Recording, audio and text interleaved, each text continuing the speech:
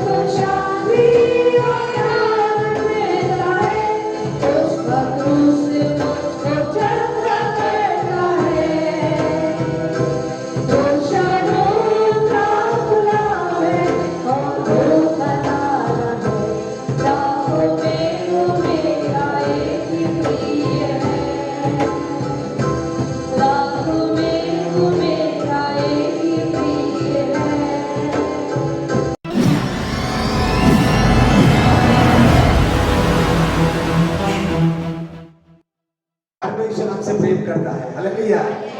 हमारे बच्चे कितने भी गलती करें, अब हमारे बच्चे हमारे पास आते हैं तो हम उनको गले लगाते हैं। Hallelujah, hallelujah.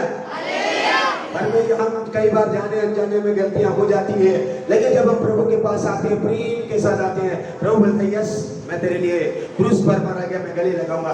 कभी भी हमारा यीशु किसी को नकारता नहीं है, कभी भी हमारा यीशु किसी को भगाता नहीं। वो कहता है मेरा भाई मैंने फैला दिया क्रूस पर, जो भी आएगा मैं उन्हें गले लगाऊंगा, उन्हें मैं प्यार करूंगा, क्योंकि क्रूस पर यीशु ने ऑलरेडी हमारे लिए बहुमूल्य लहू को दे दिया है, अपने जीवन को बलिदान कर चुका है मेरे प्यारों। इसीलिए आज प्रभु को मैं धन्यवाद और स्तुति करता हूँ, क्योंकि वो महान परमेश्वर है, वो धर्मी परमेश्वर है और वो सामर्थ्य परमेश्वर है। सबसे पहले मैं परमपिता परमेश्वर को धन्यवाद और स्तुति करता हूँ कि उन्होंने हमें एक सुंदर समय फिर दिया कि उसके चरणों में आकर हम उसकी आराधना और स्तुति बढ़ाई कर सके। और मैं विशेष धन्यवाद देता हूँ आप सबों के लिए भी कि आप सब भी आए और आराधना प्रार्थना किए, उसकी स्तुति किए। ऑनलाइन में जितने भी जुड़े हैं उनके लिए भी मैं परमेश्वर का धन्यवाद और स्तुति करता हूँ। यूट्यूबर्स के लिए भी मैं धन्यवाद और स्तुति करता हूँ।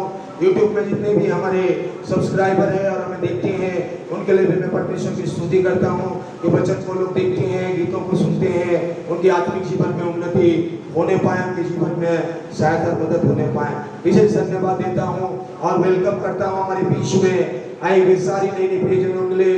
वही प्रभु का प्रेम में, प्रभु की उपस्थिति में हम सब आए हैं। आज का वचन के लिए हम जाने वाले हैं, क्योंकि वचन हमारे लिए जीवन है। बाइबल कहती है यीशु मसीह वचन था, आदि में वचन था, वचन परमेश्वर था, वचन परमेश्वर के साथ था। वचन एक का रूप धारण किया और हमारे बीच में डेरा किया। तो वचन कौन है? परमेश्वर है, प्रभु यीशु मसीह है। तो जब हम यीशु मसीह को प्रभु प्रभु कहेंगे और वचन को आदर नहीं करेंगे तो हम यीशु को आदर नहीं करते। इसलिए जब वचन को हम आदर कैसे करेंगे? वचन को पढ़ेंगे, वचन को सुनेंगे, वचन को अपना ध्यान लगाएंगे, तब हम परमेश्वर को ध्यान रखेंगे। परमेश्वर को किसी ने देखा है? परमात्मा को किसी ने देखा है?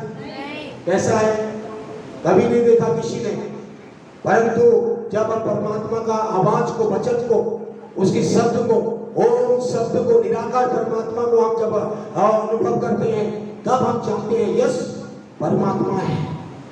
तो याद रखिए, इसलिए मैं कहा वचन को आप आदर करें, वचन से आप आशीषित होंगे, क्योंकि वचन ही हमें आशीष देता है। वचन मेरा नहीं है, ये परमेश्वर का है, परमेश्वर के मुंह से निकले हुए वचन। आज का मुख्य संदेश ये मन तुम में रहे जो मसीह यीशु में भी था। Let this mind be in you which was also in Jesus Christ। ये जैसा मसीह यीशु का स्वभाव था वैसे ही तुम्हारा भी स्वभाव हो। मेरे साथ बोलिए, जैसा यीशु मसीह का स्वभाव था वैसे ही तुम्हारा भी स्वभाव हो।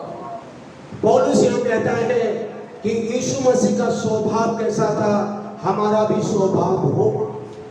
यीशु मसीह की मन कैसा था, यीशु मसीह वैसा ही हमारा मन भी हो। यीशु मसीह की मानसिकता को यहाँ दिखा रहा है। यीशु मसीह कैसे जिया रहा, कैसे यीशु मसीह और जो काम किया, कैसे यीशु मसीह ने क्रूस पर बलिदान हुआ, कैसे यीशु मसीह ने अपने जीवन को सैक्रिफाइस किया, बलिदान किया, कैसे उसके मन में हमारे लिए रखा था कि वैसे ही तुम्हारा भी मन हो। दूसरे वर्जन में लिखा है, इंग्लिश में मैंने जैसे पढ़ा, यहाँ इंग्लिश में लिखा है, let this mind be in you which was also in Jesus Christ. Let this mind be in you. Mind आपका कैसा होना चाहिए? यीशु मसीह का मानसिकता, यीशु मसीह का मनोवृत्ति, यीशु मसीह का मन कैसा रहा हमारे लिए, हम पापियों के लिए, हम गुनहगारों के लिए, हम जो है परेशान में थे, हम सबों के लिए यीशु मसीह का मन कैसा रहा, वैसे ही हमारा मन भी एक दूसरे के लिए ऐसा बने। हमारा मन से हमारा चाल चलन प्रकट होती है। हम मन में जो सोचते हैं वो करते हैं, हम मन में जो बोलते हैं, मन में जो विचार करते हैं, कई बार वो बाहर में दिखता है। देखिए, कोई व्यक्ति अगर मन में जो सोचेगा ना वैसे करने के लिए कोशिश करेगा, करता है कि नहीं करता? कमन देखिए, मन में आप सोचेंगे, कोई व्यक्ति सोचेगा कि मैं ये करूंगा, पहले सोचेगा फिर वो करने लगेगा। देखिए, आप कोई भी अच्छे काम हो या बुरे काम हो, सब चीजों में कोई अगर नशा करना चाहता है तो पहले सोचेगा मैं नशा करूंगा, फिर मन में सोच के फिर वो करेगा। चोरी करना है तो चोरी करेगा, फिर वो करेगा। फिर जो भी आप अच्छे काम, मैं अच्छे काम नौकरी और सोचेंगे, फिर ये चीजों को करेंगे। देखिए, तो यीशु मसीह का स्वभाव, यीशु मसीह का मन, यीशु मसीह का मन जैसा था, यीशु मसीह का एटीट्यूड जैसा था, यीशु मसीह का स्वभाव जैसा था, वैसे ही हमारी स्वभाव हो। कलीसिया में सबके जीवन में ऐसा स्वभाव में हम बढ़े। आज हमारा मुख्य विषय ये, पौलुस इस कलीसिया को, ये फिलिपियों की कलीसिया को इसीलिए कह रहा था क्योंकि फिलिप की कलीसिया, इस कलीसिया एक बहुत ही अच्छी कलीसिया थी। इस कलीसिया में पौलुस के लिए बहुत सारे लोग मदद करते थे। इस कलीसिया में अच्छी चीजें भी थी लेकिन कुछ गलत चीजें भी था। उस कलीसिया में परेशानी, वो आपस में कई बार एक दूसरे के साथ एकता के साथ नहीं रहती थी, परमेश्वर का प्रेम को भूलते जा रहे थे। पौलुस यहाँ पर जेल घर में रहने का दिनों में पौलुस बंदीगृह में था और बंदीगृह से इस पुस्तक को कलीसिया के लिए बता रहा था, लिख रहा था और कह रहा था, देखो मैं जेल में हूँ और जेल में कितना कठिन परिस्थिति में गुजर रहा हूँ, लेकिन मैं प्रभु में आनंदित हूँ, प्रभु में मैं खुश हूँ, क्योंकि मैं जेल में रहने के बाद भी मैं चाहता हूँ कि तुम कलीसिया में प्रभु यीशु मसीह में आनंदित रहो और एक मन रहो, एक प्रेम में रहो, एक विश्वास में रहो, एक दूसरे के लिए बुराई मत करो, एक दूसरे की निंदा मत करो, एक दूसरे को नीचा मत करो। जैसा यीशु मसीह का स्वभाव था तुम्हारा भी स्वभाव हो। हालेलुया। मेरे प्यारों, आज कई परिवार कलीसिया में फूट क्यों होते हैं? क्योंकि एक मन नहीं है, एक चीज नहीं है। यहाँ हम इसका बैकग्राउंड में, इसका पृष्ठभूमि में जाएंगे, 1 2 3 में हम लिखेंगे। आइए, यहाँ पर बाइबल क्या कहता है देखिए, और यदि मसीह में कुछ शांति और प्रेम से ढाढ़स और आत्मा की सहभागिता और कुछ करुणा और दया है, तो मेरा ये आनंद पूरा करो कि एक मन रहो, एक ही प्रेम, एक चीज और एक ही मनसा रखो। पौलुस जेल घर में था, मैंने कहा पौलुस बंदीगृह में है और पौलुस अपने फिलिप की कलीसिया को बोल रहा है कि मैं आनंद करता हूँ। किसके लिए? तुम्हारे लिए करता हूँ मैं, क्योंकि आपने विश्वास किया यीशु मसीह पर, यीशु मसीह को विश्वास किया, यीशु को ग्रहण किया, यीशु आपके लिए बहुत से काम किए और यीशु को अपने प्रभु और उद्धारकर्ता माना, यीशु के लिए भले काम भी किया आपने, लेकिन एक आनंद मेरी पूरा करना है, क्योंकि मैं जेल में रह के भी अगर मैं प्रभु में आनंदित होता हूँ तो मैं चाहता हूँ कि एक आनंद भी और एक आनंद, तो मेरा ये भी आनंद पूरा कर देना, मेरा ये भी कर देना। क्या कर देना? एक मन रहना, यूनिटी में रहना। देखिए, एक उंगली को कोई पकड़ेगा तो तोड़ देगा, लेकिन मुट्ठी को कोई तोड़े सकता है? तोड़ेगा? क्यों नहीं तोड़ेगा? क्योंकि मुट्ठी में दम में 5 उंगली एक पर है, एक उंगली में तोड़ देगा, परेशान कर देगा, है ना? 2 उंगली में भी टकराओगे तोड़ देगा, यूनिटी, एक हो गए तो आपको कोई हिला नहीं सकता। हालेलुया। परमेश्वर का वचन कहता है एक मन रहो। आज परिवार में अगर पति पत्नी बच्चे में एक मन नहीं है तो परमेश्वर का आनंद पूरा नहीं होगा। परमेश्वर की आनंद पूरा होनी है तो यीशु मसीह में एक मन होना पड़ेगा।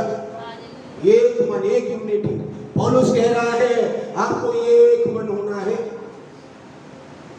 जैसा यीशु मसीह का स्वभाव था, यीशु मसीह का कैरेक्टर था, यीशु मसीह का मन था, यीशु मसीह का एटीट्यूड था। यीशु मसीह का एटीट्यूड कैसा था?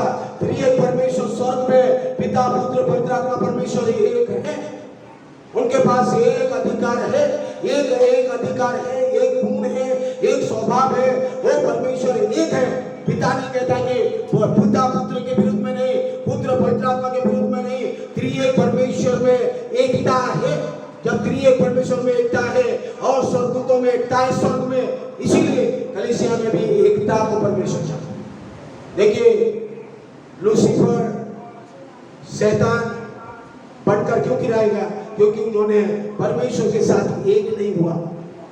लूसीफर बोला मैं परमेश्वर के विरुद्ध में, परमेश्वर के ऊपर में घमंड करके मैं अपना सिंहासन बनाऊंगा। जब बोला तो परमेश्वर ने वही घड़ी उसको गिरा दिया, सबसे पृथ्वी के निचले स्थान में गिरा गया। और वो शैतान आज लोगों को परेशान कर रहा है। वो शैतान नरक के लिए भेज दिया गया। लेकिन मैंने कहा नरक में लेने के लिए शैतान लोगों को क्या कर रहा है? खींच रहा है, लेके जा रहा है। लेकिन परमेश्वर नहीं चाहता है कि हम कोई परेशान है, कष्ट में चले, मुसीबत में जाए और जो हमें क्या करें, हमें दुख तकलीफ में जाए। परमेश्वर इसलिए नहीं बना। परमेश्वर ने हमें अच्छा बना, लेकिन हमारे जीवन में शैतान पाप कर रहा है, हमारे मन को विकृत करने लगा है। हमारे मन में वो यूनिटी होने के बजाय, परिवार में एक मन होने के बजाय वो परिवार में मतभेद है, कलीसिया में मतभेद है। वो एक दूसरे को सह नहीं सकते हैं। नीचे में आएंगे हम यहाँ पर। एक मन रहो। दूसरा है एक प्रेम रहो, प्रेम में रहो। प्रेम, एक मन और एक प्रेम के साथ तुम जियो। एक चित्त भी हो जाओ। एक ही मन सा रखो, एक ही मन सा रखो, अलग अलग मन सा मत रखो। और पति बोल रहा है मैं ये करूंगा, पत्नी बोल रही है मैं ये करूंगा, बच्चा बोल रहा है मैं ये करूंगा, कलीसिया में कुछ बोल रहे हैं ये करेंगे, वो बोल रहे हैं ये करेंगे। नो नो नो नो, ऐसे मन रखने वाला नहीं। यीशु मसीह ऐसा मन नहीं रखा। यीशु मसीह कहता है एक मन रखो। कलीसिया में आपको एक मन रखना, एक मन रखो और परमेश्वर आपको ब्लेस करेगा। तीसरा पद में आएंगे। तीसरा पद में देखिए यहाँ, विरोध झूठी बड़ाई के लिए कुछ ना करो। देखिए आजकल अपने आप को दिखाने का बहुत ज्यादा शौक है। मैं दिखाऊंगा, लोग देखना चाहिए, मैं ऐसा वैसा ये वो। देखिए झूठी बड़ाई, विरोध या झूठी बड़ाई करते रहते हैं। झूठी बड़ाई के लिए मत करो। एक दूसरे की सेवा करना करो, एक दूसरे की सहलो, एक दूसरे के लिए मदद करो, एक दूसरे के लिए अच्छी जिंदगी जियो। ये झूठ और बुराई के लिए मत जियो। पौलुस कहता है या कलीसिया को और झूठी बड़ाई के लिए मत करो। अपने आप को मत ऊंचा करो, दूसरे को नीचा मत करो। बहुत सारे लोग देखिए अपने आप को ऊंचा करते हैं, दूसरों को नीचा करते हैं। बाइबल कहती है नहीं नहीं नहीं, ये बिल्कुल आपको नहीं करना है, परंतु दीनता से, बाइबल कहता है दीनता से एक दूसरे को अपने से अच्छा समझो, दीन और नम्र से हो। परमेश्वर का प्रेम आपको नम्र दीन बनाएगा। प्रभु यीशु मसीह के प्रेम, प्रभु यीशु मसीह का और जो है बलिदान आपको नम्र दीन बना देगा। एक नम्र दीन व्यक्ति ही परमेश्वर के राज्य में प्रवेश करता है। ये झूठी बड़ाई घमंड को दिखाता है, ये विरोध करना घमंड को दिखाता है। एक दूसरे का विरोध करना, एक दूसरे को झूठ बोलना, एक दूसरे के बारे में बोलना, ये सब चीजें क्या होती है? ये चीजें घमंड को दिखाती है। परंतु जब आप नम्र दीन हो जाते हैं तो एक दूसरे को आप सह लेते हैं, एक दूसरे को आप प्यार करने लगते हैं, एक दूसरे को आप आगे बढ़ने लगते हैं, एक दूसरे को क्या करते हैं? सहयोग करते हैं, एक दूसरे का साथ देते हैं। गलतियों को आप माफ करते हैं। गलतियां तो सबके, कौन गलती नहीं करता बताइए? यीशु मसीह छोड़ के दुनिया में कोई बोलेगा कि मैं गलती कभी नहीं करता, कभी पाप नहीं करता? सबने किया है, सबने पाप किया है। देखिए यहाँ दीनता से एक दूसरे को अपने से अच्छा समझो। हर एक अपनी ही हित की नहीं वरन दूसरों की हित की भी चिंता करें। आज हम स्वार्थी बन चुके हैं। यहाँ इस वचन कहता है तुम एक दूसरे का स्वार्थी नहीं बनो। स्वार्थी जो होता है वो घमंडी होता है। जो अपने स्वार्थ के लिए सोचता है वो इनडायरेक्टली घमंडी कहलाता है। उसको इंग्लिश में बोलते हैं सेल्फिश। सेल्फिश का मतलब क्या है? स्वार्थी मतलबी। स्वार्थी मतलबी, इसको बोलते हैं सेल्फिश। दूसरों के बारे में चिंता नहीं करते हैं, बस अपना अपना अपना मेरा मेरा मेरा मैं बकरे के समान में। स्वार्थी, देखिए स्वार्थी कुछ तक ठीक है, लेकिन बहुत ज्यादा स्वार्थी होना अच्छा नहीं। समुद्र में तैर रहा था मछली और एक मां मछली तैर रहा था और एक बेटे वाला मछली भी तैर रहा था। तो बेटा मछली कहता है मां लोग तो देखो कैसे घूम रहे फिर रहे, हम भी चलते हैं। तो मां कहती है हम तो फिश है, फिश मतलब मछली, हम तो फिश है लेकिन ये लोग तो सेल्फिश है। मां बेटे को बोल रही हम तो फिश है इसलिए समुद्र में है, अरे ये लोगों तो सेल्फिश है। आज मनुष्य सब सेल्फिश है अपने ही बारे में। मछलियों को भी पता है, मछली फिश, मछली को क्या बोलते हैं? हम लोग को सेल्फिश बोलते हैं। वो फिश है तो हम सेल्फिश है। समझ में आया? तो आज जो है मनुष्य स्वार्थी हो गया है। तो मछलियां भी बोल रहे हैं कि अरे ये मनुष्य के पास मत जाओ, ये लोग बहुत स्वार्थी है, ये सबके मतलबी है, ये तो बहुत सेल्फिश है। आप तो फिश है समुद्र में, ठीक है भैया, आप धरती में नहीं जाने वाले हैं, ये बहुत स्वार्थी लोग हैं, ये सब काट खा जाएंगे। तो आज यही हालत है, मनुष्य सब सेल्फिश, अपना अपना अपना मेरा, ये सब चीजें में कोई भलाई नहीं। और यीशु मसीह कहता नो, यीशु मसीह ने हमारे लिए बिना किसी कुछ पाने के लिए यीशु ने अपने लहू बहाया, अपने जीवन दिया और अपने आप को बलिदान कर दिया।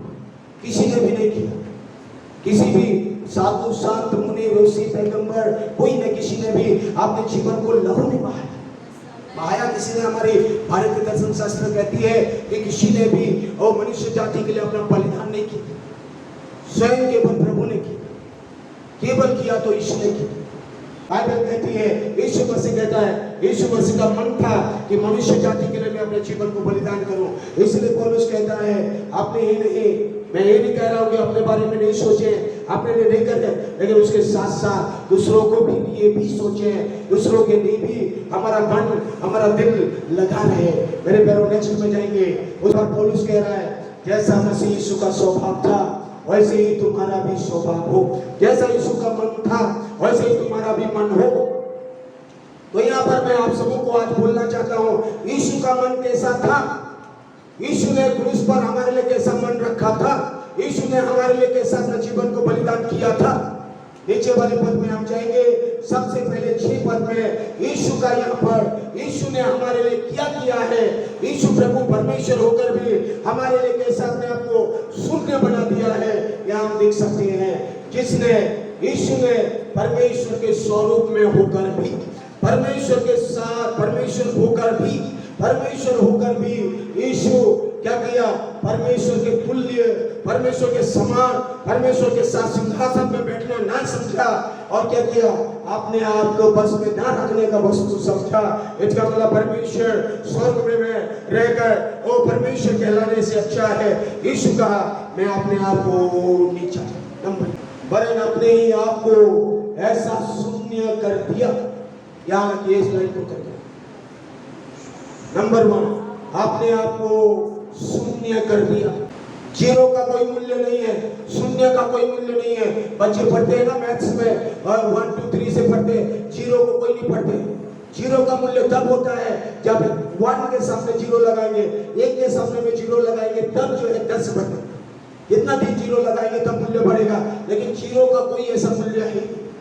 यीशु मसीह ने यहाँ पर कह रहा है यीशु का मानसिकता को देखिए, यीशु का स्वभाव को देखिए। वो परमेश्वर होकर भी परमेश्वर की महिमा में वास करने वाला यीशु, परमेश्वर के शत्रु से समानता में परमेश्वर ने आपने क्या बोले, वो उसकी महिमा से भरा हुआ यीशु। बाइबल कहती है परमेश्वर वो था। बाइबल कहती है कि दुनिया को बनाने वाला यीशु, वो सब कुछ था, सब कुछ है, फिर भी अपने आप को शून्य कर दिया, शून्य कर दिया। देखिए प्रभु का प्रेम को देखिए, यीशु का प्रेम को देखिए।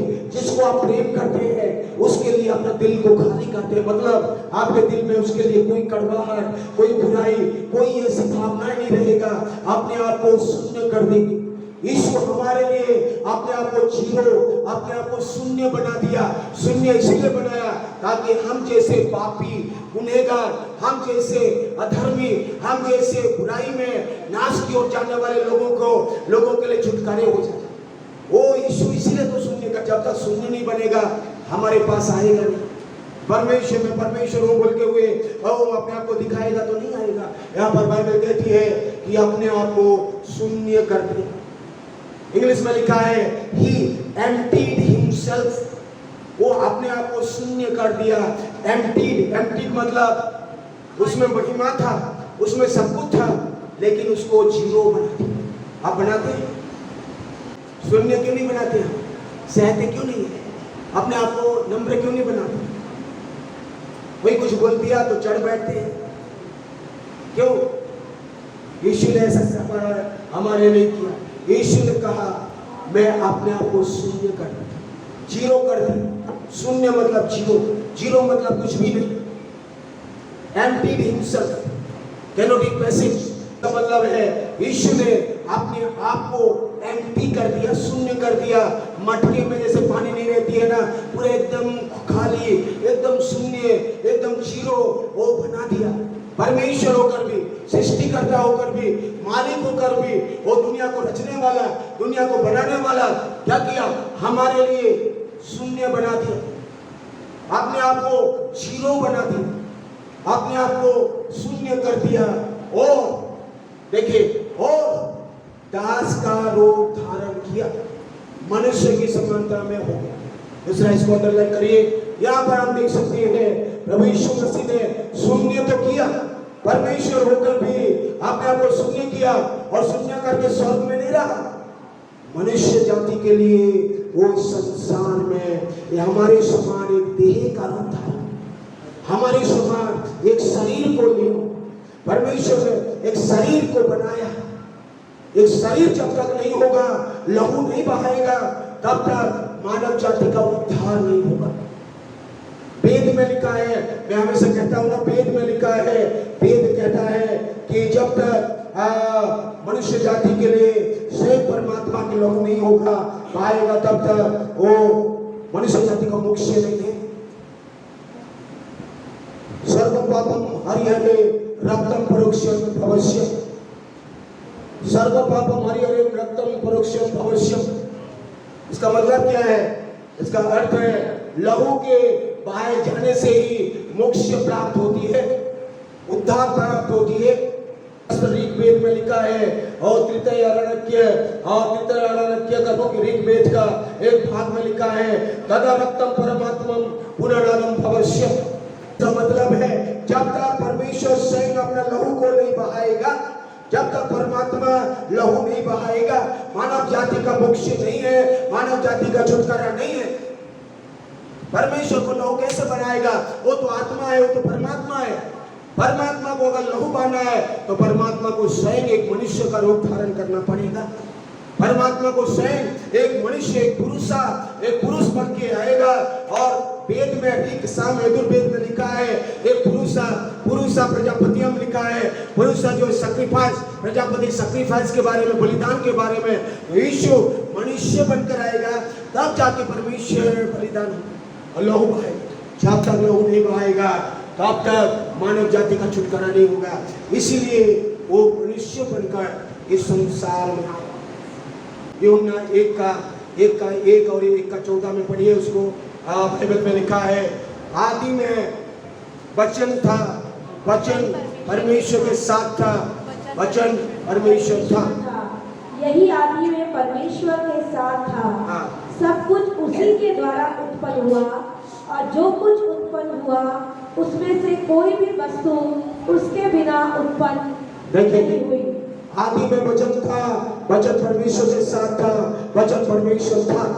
और 14 पद में लिखा है वचन देह का रूप धारण किया और अनुग्रह और सच्चाई से परिपूर्ण होकर हमारे बीच में डेरा किया। देखिए ये वचन क्या हुआ? वचन देह का रूप धारण किया। परमेश्वर था, परमेश्वर के समानता में, परमेश्वर के अधिकार में, क्रिएट परमेश्वर जीसस क्राइस्ट इज को इक्वल, को सब्सटेंशियल एंड को अथॉरिटी, सारी अधिकार उसके पास था, सारी गुण उसके पास थी, सारी परमेश्वर का वो जो है सारी कैरेक्टरिस्टिक्स और एट्रीब्यूट्स था। लेकिन यीशु ने वो सब कुछ वो शून्य करके क्या किया? उन्होंने धरती पर हमारे लिए एक शरीर का रूप धारण किया। इसलिए उन्होंने कहा कि जो है वचन परमेश्वर था, यही वचन एक मनुष्य का रूप, शरीर का रूप धारण किया। यही वचन हमारे लिए एक शरीर का रूप धारण किया ताकि अपने शरीर को, वो शरीर से जब लहू बहाएगा तो हमारे पापों से हमें मोक्ष मिलेगी, हमें शैतान से छुटकारा मिलेगा, हमें बंधन से आजादी मिलेगी, हमारे जीवन में बदलाव होगा, हम परमेश्वर के बेटा बेटी बन जाएंगे, शैतान की सारी बुरी योजना से हम छुटकारे पाएंगे। हालेलुया। हाँ बेटा कर बोलिए हालेलुया। जब तक मनुष्य नहीं बनेगा, परमेश्वर जब तक मनुष्य नहीं बनेगा, तब तक वो मनुष्य जाति का पापों से मोक्ष नहीं दे सकता। भविष्य महापुराण की तीसरी पुस्तक 2:34 में लिखा है, को भवानीति तम प्राहस होवाच मुदान्वितम ईसा पुत्र चमम विधिम कुवारिम गर्भम संभवम अहम ईसा मसीहा नामम। इसका मतलब क्या है? भारतीय दर्शन शास्त्र में इसका अर्थ है, क्या मैं ये जान सकता हूँ आप कौन हैं? उस पुरुष ने हर्ष से, आनंद से जवाब दिया, मैं परमेश्वर का पुत्र हूँ जो कुमारी से जन्मा, मेरा नाम ईसा मसीह यीशु ख्रिस्ट है। ये भविष्य महापुराण में लिखा हुआ। साधु संत मुनि ऋषियों ने, देखिए परमात्मा ने हमारे देश के धर्मशास्त्र में भी ईसा मसीह यीशु ख्रिस्ट के बारे में ऑलरेडी संस्कृत में 1000 साल पहले, कई हजार साल पहले बता दिया कि आप कौन हैं। एक पूछ रहा है आप कौन हैं? पुरुष को जब एक अदृश्य महिमा से भरा हुआ पुरुष जब आता है तो पूछा जा रहा है आप कौन हैं? तो पुरुष का जवाब था, वो पुरुष ने जवाब देता है, मैं कौन हूँ? मैं परमेश्वर का पुत्र हूँ, मैं परमेश्वर का बेटा हूँ, मैं परमेश्वर का पुत्र हूँ। और क्या लिखा है? परमेश्वर का पुत्र हूँ जो कुमारी से जन्मा, मेरा नाम ईसा ख्रिस्ट। हमारी भारतीय दर्शन शास्त्र में भी ये प्रमाण करता है कि यीशु मसीह कुंवारी स्त्री में एक शरीर का रूप धारण करेगा, मानव जाति के लिए आएगा, हमारे लिए आएगा, हमारे लिए लहू बहाएगा, हमारे लिए छुटकारे के लिए, हमारी छिपाई के लिए, एक अच्छा जिंदगी देने के लिए, एक बहुतायत का जीवन देने के लिए स्वयं परमेश्वर अपने आप को शून्य कर दिया, अपने आप को जीरो करके परमेश्वर के तुल्य नहीं समझा और मनुष्य का रूप धारण किया। केवल मनुष्य नहीं, और जो है दास का स्वरूप भी ले लिया, दास का स्वरूप लिया। गॉस्पेल ऑफ जॉन चैप्टर 13 में जब आएंगे, यूहन्ना रचित सुसमाचार में जब आते हैं, यीशु मसीह अपने लोगों को बुलाया, अपने चेलों को बुलाया, उसके बाद बोला बैठो। उसके बाद यीशु मसीह ने जो अंगूठा था ना, वो अंगूठा को ऐसे बांधा, उसके बाद बर्तन में पानी लिया और उसके बाद बर्तन में पानी लेके चेलों को बोला आपका पैर दो, मैं आपका पैर को धोना चाहता हूं। दुनिया का मालिक, दुनिया का सृष्टिकर्ता, दुनिया को बनाने वाला, संसार का मालिक जाकर अपने चेलों को, अपने दासों को पैर को धो रहा है। दास का रूप धारण। दास किसको बोलते हैं? जो सेवा करता है। दास किसको बोलते हैं? जो सेवक या दास किसको बोलते हैं? यहाँ लिखा है बॉन्ड सर्वेंट। हमारे लिए यीशु ने इतना नीचे आ गया, इतना नीचे गिरा कि पैरों को धो रहा है। आज के हम धो भागते हैं, हम किसी का पैर छूना तो छोड़ो और उस सर में चढ़ बैठते, 10 बातें बोलते। कितना मान यीशु का मन जैसा था, यीशु का एटीट्यूड जैसा था, इसलिए कहता बोलो जैसा यीशु का स्वभाव था तुम्हारा भी स्वभाव हो। यीशु का स्वभाव क्या था?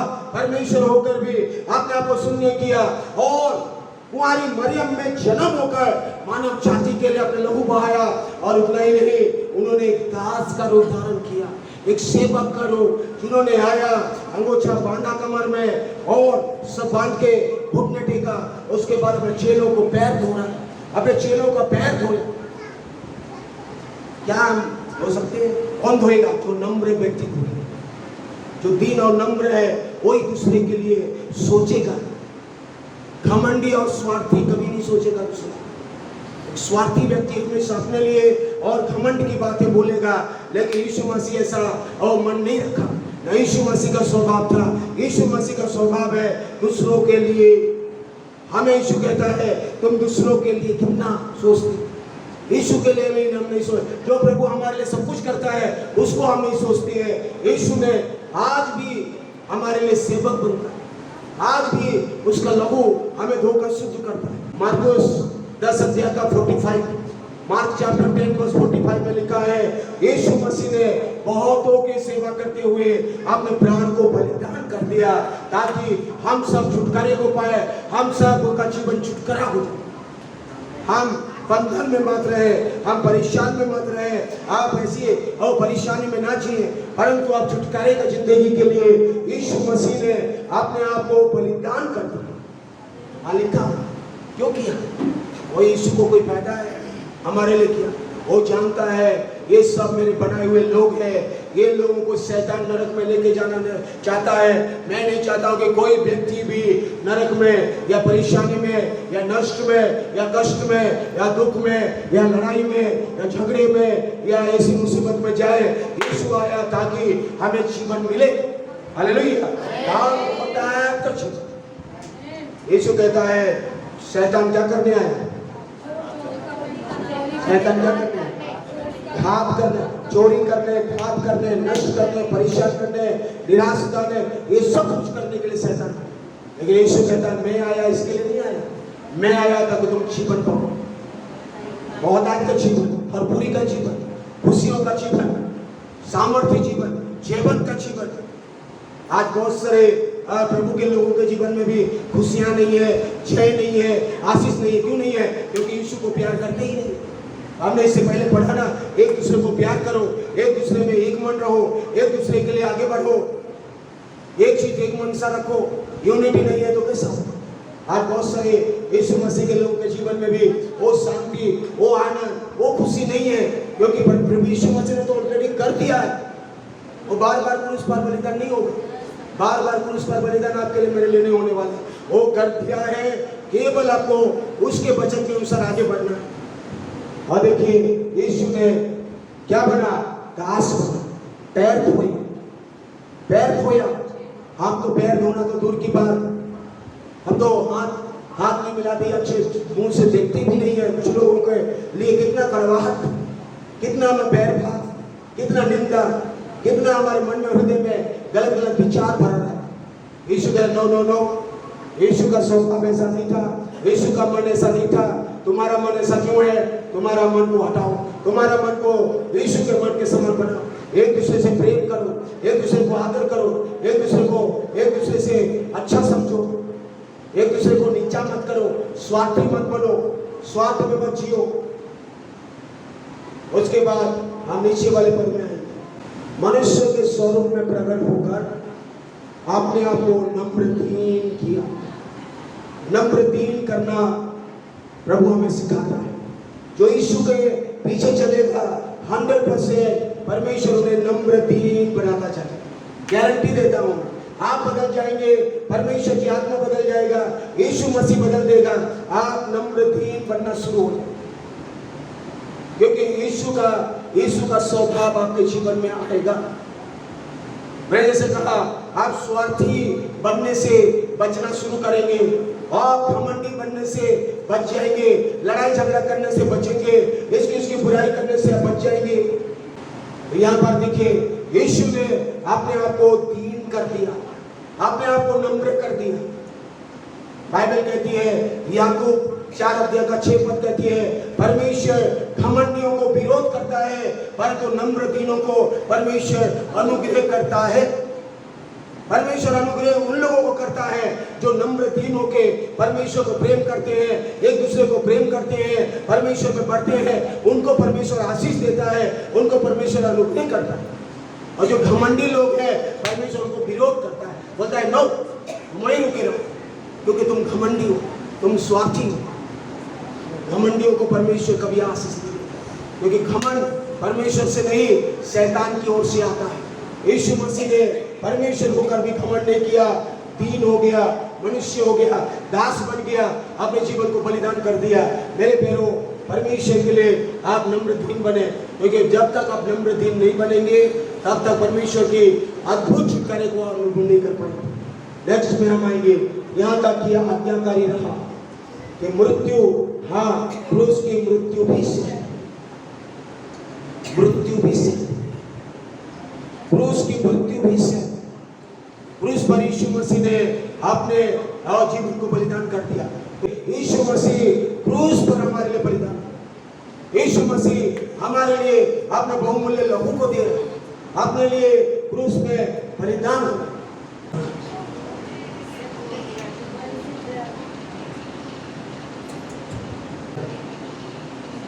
यीशु मसीह हमारे लिए देखिए कितना लहू बहा, हमारे लिए कोड़े लगे, हमारे लिए लहूलुहान कीले ठुकवाकर यीशु को कैसे क्रूस पर जो है बलिदान करते हैं। रब यीशु मसीह देखिए परमेश्वर होकर भी, यीशु परमेश्वर होकर भी क्या किया, मनुष्य का रूप धारण किया, कोड़े लगवाया, शरीर में लहूलुहान हुआ, लहू बहाया ताकि उसके लहू से हमें छुटकारा मिले, उसका लहू में हमें चंगाई मिले। देखिए कितना बड़ा कील था जो यीशु को क्रूस पर ठोका जा रहा है। क्या कर रहे हैं? ठीक है, और यहाँ पर देखिए क्रूस पर यीशु कितना लहूलुहान हुआ और क्रूस पर अपना लहू बहा।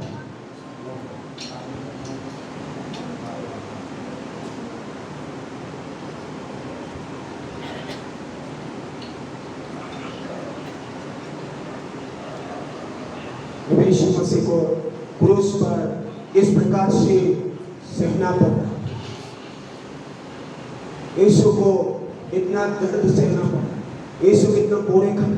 यही थे महापुरोहित और यहूदी लोग, ये लिखा हुआ है यीशु नासरी प्रभु का प्रभु राजा का ये पवित्र रोटी अपने देह को तोड़ रहा था।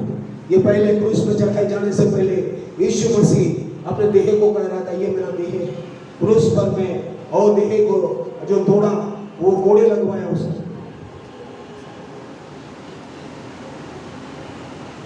यीशु नासरी यहूदियों का राजा, रोमियो सरकार ने और यहूदियों ने महापुरोहित पुरोहित वो सब मिलके उन लोगों ने यीशु को क्रूस पर चढ़ाया। क्रूस पर यीशु को कितना देखिए दुख मिला, हमारे लिए यीशु सब कुछ सहना। यीशु कह रहा था कि अगर मैं पिता से बोलूं तो 12,000 पलटन मेरे लिए भेज देगा, लेकिन मैं ऐसा नहीं करूंगा क्योंकि मनुष्य जाति के लिए, मानव जाति के लिए लहू बहाना है, मानव जाति के लिए मुझे शरीर में कोड़े लगवाना है, मानव जाति के लिए कोई ईसाई मसीह बनाने के लिए नहीं आया, मनुष्य जाति को प्रेम करते हुए पिता से मिलाने के लिए यीशु मसीह यहाँ पर बलिदान, पिता से बलिदान होने के लिए यीशु ने इतना दुख को सहा, इतना दर्द को सहा। यीशु दर्द को सह रहा था। सुबह 9 बजे यीशु के क्रूस पर जब तक लहू नहीं बहाएगा, जब तक प्रभु यीशु मसीह अपने जीवन को बलिदान नहीं करेगा, क्रूस में दुख नहीं उठाएगा, तब तक हमारा आपका छुटकारा नहीं होगा, मुक्ति नहीं होगी। हमें पाप से, श्राप से, शैतान की शक्ति से, बुरी योजना से शैतान जो हमें नाश की ओर लेके जाए, उससे अगर निकलना है तो यीशु मसीह स्वयं परमेश्वर को आज क्या करना पड़ेगा? बलि चढ़ना। स्वयं परमेश्वर को लहू बहाना। जब तक लहू नहीं बहेगा तब तक मानव जाति का उद्धार नहीं होगा, हमारा उद्धार नहीं होगा। यीशु मसीह कोई व्यक्ति, कोई मनुष्य, कोई ईसाई, कोई यहूदी, कोई काला, गोरा, धनी, गरीब, इसके उसके लिए नहीं आया। यीशु मसीह सबके लिए है। यीशु मसीह ये नहीं कि ये धनी है इसके लिए मैं नो, ये यहूदी है नो, ये गरीब है नो, ये धनी, ये किसके, सबके लिए। जो भी इस पर विश्वास करेगा, यस मेरे लिए यीशु ने लहू बहाया, आपको छुटकारा मिलेगा। हालेलुया। वही से आपको छुटकारा, वही से आपका जीवन बदलने लगेगा, वही से आपका जीवन नया बनने लगेगा। ऋग्वेद कहता है ये बलिदान जो किया, ये बलिदान जो हुआ, ये सबके लिए बना, सबके लिए, सारे मानव जाति के लिए। जो कोई विश्वास करेगा, जो कोई विश्वास करेगा, यीशु मेरे लिए लहू बहाया, यीशु मेरे लिए कोड़े खाया, यीशु मेरे लिए क्रूस पर बलिदान हुआ, वो जो विश्वास करेगा उसके लिए उस यीशु ने उद्धार, मोक्ष, छुटकारा, अलग जीवन दे दिया। और उसी विश्वास में बढ़ना चाहिए, उसी विश्वास में आप आगे बढ़े। लेकिन बाइबल कहती है आप उससे चलेंगे तो आपके जीवन में धन्य और आप आशीषित हो जाएंगे। वेद में लिखी गई सारी आवश्यकताएं एक बलि चढ़ाने के लिए जितनी भी जरूरत चीजें होगी वो सब यीशु ने पूरा किया मानव जाति के लिए। क्योंकि वेद में लिखा है तदरक्तम परमात्मम तदस्यम पुनरक्तम, और जब तक परमेश्वर स्वयं अपना लहू नहीं बहाएगा तब तक मानव जाति का उद्धार नहीं होगा, मोक्ष नहीं होगा। इसीलिए स्वयं प्रभु ने वो सारी बलिदान जो वेद में लिखी गई थी, सारी आवश्यकताएं ये होनी चाहिए करके वेद कहा, उसको यीशु ने क्रूस पर पूरा किया और हमारे लिए किया, मानव जाति के लिए किया, ताकि मानव जाति नाश ना होए, नरक में ना चले। मेरे प्यारो, यीशु मसीह ने हमारे लिए इतना दर्द को सहा, यीशु मसीह ने हमारे लिए परमेश्वर होकर भी और शून्य करते हुए दीन बन गया, नम्र बन गया, मृत्यु भी सह ली। यीशु मसीह मृत्यु भी सह ली हमारे लिए क्रूस पर अपने बूंद लहू बहाकर, आखिरी बूंद को लहू बहाकर यीशु ने हमारे लिए प्राण को दे रहे, हमारे लिए जीवन को दे रहे। और उसके बाद मरने के बाद यीशु को गाड़ दिया गया। गाड़ने के बाद हमने देखा वेद भी कहता है पुनर्जीवित हो जाएगा। यीशु मसीह ने